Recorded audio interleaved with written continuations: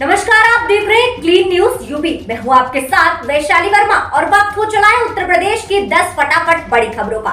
सभी खबरें जरूरी और काम की हैं, तो वीडियो को पूरा देखें और आप न्यूज को कहां से देख रहे हैं हमें कमेंट के माध्यम से अपनी राय जरूर दें। साथ ही वीडियो को लाइक भी करें। लखनऊ के इस खूबसूरत स्टेडियम में होगा सीएम योगी का शपथ ग्रहण। जाने खासियत। प्रचंड बहुमत के साथ उत्तर प्रदेश के सत्ता में वापसी करने वाले मुख्यमंत्री योगी आदित्यनाथ का शपथ ग्रहण समारोह जल्द ही होने वाला है। कार्यक्रम की तारीख अभी तय नहीं हुई है, लेकिन आयोजन के लिए जगह की तलाश पूरी हो गई है। लखनऊ के इकाना स्टेडियम में सीएम योगी का शपथ ग्रहण समारोह आयोजित किया जाएगा। इसके लिए जोरों शोरों से तैयारियां शुरू हो गई हैं। आपको बता दें कि बताया जा रहा है कि होली के बाद बड़े स्तर पर शपथ ग्रहण समारोह का आयोजन किया जा सकता है। लखनऊ के इकाना स्टेडियम का पूरा नाम भारत रत्न श्री अटल बिहारी वाजपेयी क्रिकेट स्टेडियम है। इकाना स्टेडियम विश्व के सबसे खूबसूरत क्रिकेट स्टेडियम में से एक है। 530 करोड़ रुपए की लागत से 2017 में बनकर तैयार हुआ। 2018 में भारत वेस्ट इंडीज के बीच पहला इंटरनेशनल मैच हुआ। मुकाबले से पहले स्टेडियम का नाम बदलकर भारत रत्न अटल बिहारी वाजपेयी क्रिकेट स्टेडियम कर दिया गया। 71 एकड़ में बना ये स्टेडियम विश्व स्तरीय आधुनिक सुविधाओं से लैस है। स्टेडियम में 1800 वर्ग फीट की 2 स्क्रीन लगी है, 40 वीआईपी बॉक्स और 8 कॉर्पोरेट लाउंज है। स्टेडियम में 1000 कार और लगभग 5000 दोपहिया वाहनों की पार्किंग की व्यवस्था। बीजेपी ने उतारा वोटर्स का कर्ज। अखिलेश यादव का सीएम योगी सरकार पर तंज। 2024 पर भी बोले। उत्तर प्रदेश के पूर्व मुख्यमंत्री अखिलेश यादव और समाजवादी पार्टी के अध्यक्ष अखिलेश यादव ने महंगाई को लेकर योगी सरकार पर निशाना साधा है। अखिलेश यादव ने कहा कि विधानसभा चुनाव समाप्त होते ही भाजपा ने होली के त्योहार पर महंगाई का तोहफा देकर अपने मतदाताओं का कर्ज उतार दिया है। आटा, मैदा, तेल, घी समेत सब कुछ महंगा हो गया है। उन्होंने ये भी कहा कि 2024 में जनता भाजपा को करारा सबक सिखाएगी। समाजवादी पार्टी की ओर से जारी बयान के मुताबिक अखिलेश यादव ने कहा, उत्तर प्रदेश में विधानसभा चुनाव 2022 के चुनाव नतीजों से जाहिर है कि जनता के बड़े वर्ग का भरोसा समाजवादी पार्टी पर है। सत्ताधारी याद रखें, छल से बल नहीं मिलता। इशारों में ईवीएम में गड़बड़ी का आरोप लगाते हुए अखिलेश यादव ने कहा, पोस्टल बैलेट में समाजवादी पार्टी गठबंधन को मिले 51.5% वोट और उनके हिसाब से 304 सीटों पर हुई समाजवादी पार्टी गठबंधन की जीत चुनाव का सच बयां कर रही है। वैसे भी उत्तर प्रदेश के मतदाताओं ने समाजवादी पार्टी की 2.5 गुना सीटें बढ़ाकर अपना रुझान जता दिया है और भाजपा की सीटों का घटाव भविष्य का संकेत है। अखिलेश यादव ने कहा कि भाजपा के संरक्षण में अपराधी तत्व फिर सक्रिय हो उठे हैं। मुख्यमंत्री जी के गृह जनपद गोरखपुर में कानून व्यवस्था बिगड़ने लगी है। न कानून का डर है, न पुलिस का खौफ। एक मजदूर की पीट कर हत्या कर दी गई।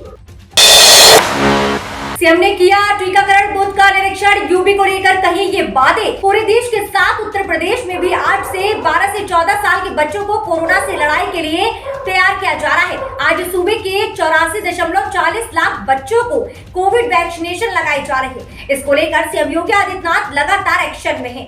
आज उन्होंने लखनऊ के डॉक्टर श्यामा प्रसाद सिविल अस्पताल में वैक्सीनेशन बूथ का एक्सपेंशन किया है। निरीक्षण करने के बाद सीएम योगी ने कहा कि पीएम मोदी के नेतृत्व में कोरोना की लड़ाई पूरी मजबूती से लड़ी जा रही है। यूपी देश का सबसे बड़ा राज्य है और यहाँ कोरोना वायरस कंट्रोल में है। इसी के साथ सीएम योगी ने बताया कि उत्तर प्रदेश पूरे देश में सर्वाधिक कोविड टेस्ट कराने वाला राज्य है। वहीं सबसे ज्यादा टीकाकरण भी यूपी में ही कराए गए हैं। सीएम ने बताया कि उत्तर प्रदेश के 96% लोगों को प्रिकॉशन डोजेज उपलब्ध कराई जा चुकी हैं और सूबे में कोरोना पूरी तरह से नियंत्रण में है। प्रदेश के अंदर 300 केंद्रों में 12 से 14 साल तक के बच्चों के लिए वैक्सीन उपलब्ध कराई जा रही है। 1,39,22,000 से ज्यादा 15 से 17 साल वालों को ये डोज मिल चुकी है। सीएम ने बताया कि बच्चे पूरी तरह से उत्साह के साथ वैक्सीनेशन सेंटर पर आए हैं। यूपी में हर रोज चल रहा बाबा का बुलडोजर। अब हापुड़ में भूमाफिया पर कसा शिकंजा। उत्तर प्रदेश में भारतीय जनता पार्टी सरकार आते ही भूमाफियाओं का काली कमाई पर बुलडोजर चलने लगा है। योगी 2.0 मंत्रिमंडल की शपथ ग्रहण से पहले ही हापुड़ में भूमाफियाओं के अवैध कब्जे पर बाबा का बुलडोजर चला।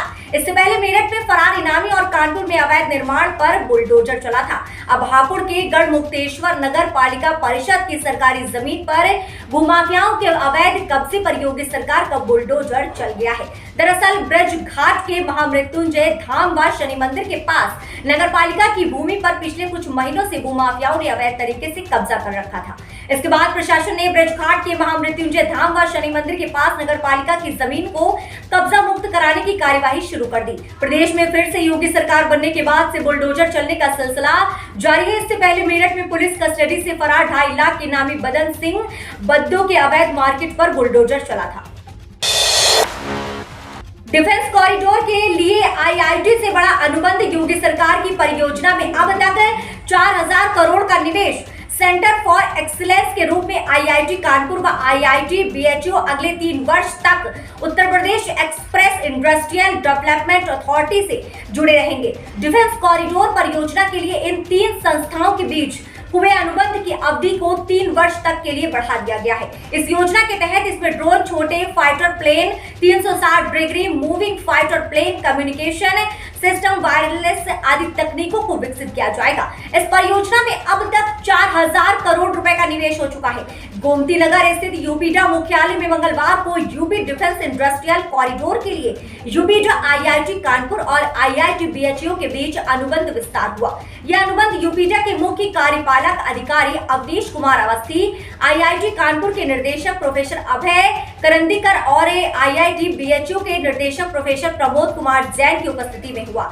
ये दोनों संस्थान नॉलेज पार्टनर के रूप में डिफेंस कॉरिडोर निर्माण के लिए यूपीडा को तकनीक सहयोग दे रहे हैं। अविनाश कुमार अवस्थी ने बताया कि डिफेंस इंडस्ट्रियल कॉरिडोर के लिए अब तक कुल 74 MOU सहित लगभग 4000 करोड़ रुपए का निवेश हो चुका है। इसके तहत ब्रह्मोस एयरोस्पेस द्वारा नेक्स्ट जनरेशन मिसाइल परियोजना का लखनऊ में शिलान्यास भी किया जा चुका है।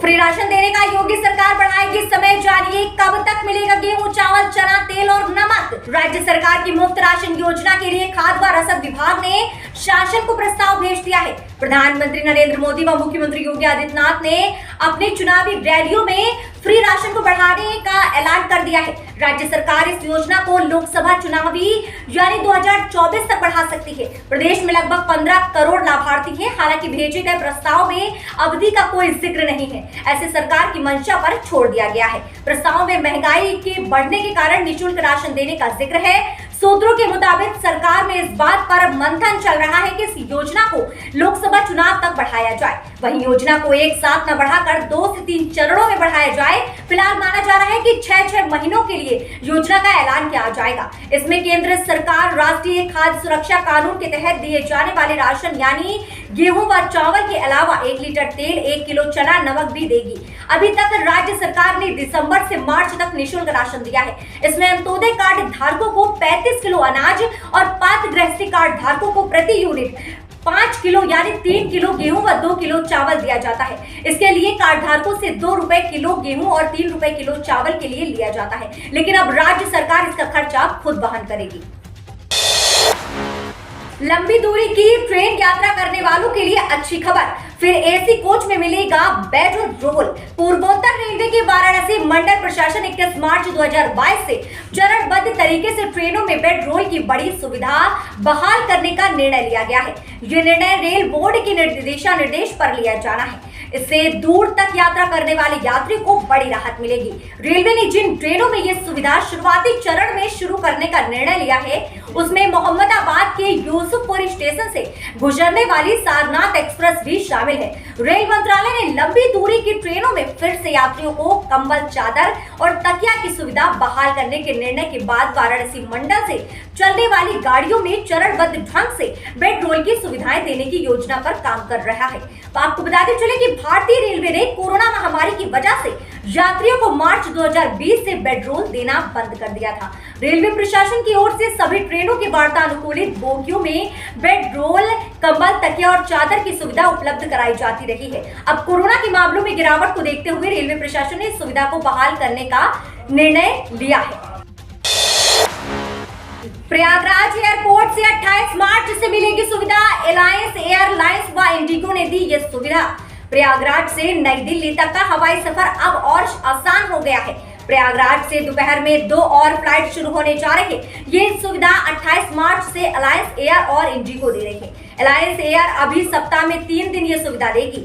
हर सोमवार, बुधवार और शुक्रवार को प्रयागराज से ये फ्लाइट जाएगी। फ्लाइट का समय दोपहर 12:05 व अन्य दिनों में शाम को 4:05 पर रखा गया है।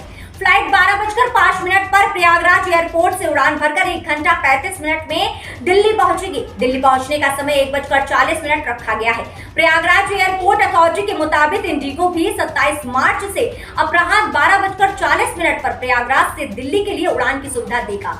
ये फ्लाइट 2:05 पर नई दिल्ली पहुंचेगी। इंडिगो के दिल्ली पहुंचने का समय 1:25 होगा। वर्तमान में प्रयागराज से नई दिल्ली के बीच रविवार, मंगलवार, गुरुवार और शनिवार को एलायंस एयर फ्लाइट की सुविधा दे रहा है। फ्लाइट का समय 4:05 शाम को रखा गया है और ये 1 घंटा 45 मिनट में दिल्ली पहुंचाती है। इंडिगो की फ्लाइट का समय 4:30 रखा गया है। ये 5:55 पर दिल्ली पहुंचती है। नई दिल्ली व बिलासपुर के लिए फ्लाइट की सुविधा मिलती है। वर्तमान में इंडिगो व एलायंस एयर अपनी सेवाएं दे रहे हैं।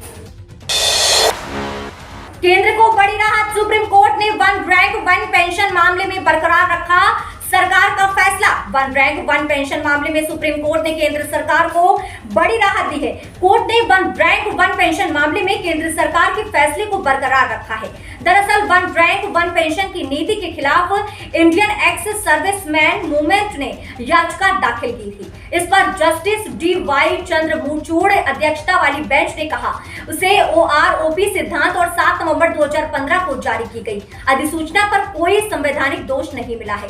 याचिकाकर्ता भारतीय भूतपूर्व सैनिक आंदोलन ने 7 नवंबर 2015 के ओआरओपी नीति के फैसले को चुनौती दी थी। इसमें उन्होंने दलील दी थी कि यह फैसला मनमाना और दुर्भावनापूर्ण है क्योंकि यह वर्ग के भीतर वर्ग बनाता है और प्रभावी रूप से एक रैंक को अलग अलग पेंशन देता है। केंद्र सरकार ने 7 नवंबर 2015 को वन रैंक वन पेंशन योजना की अधिसूचना जारी की थी।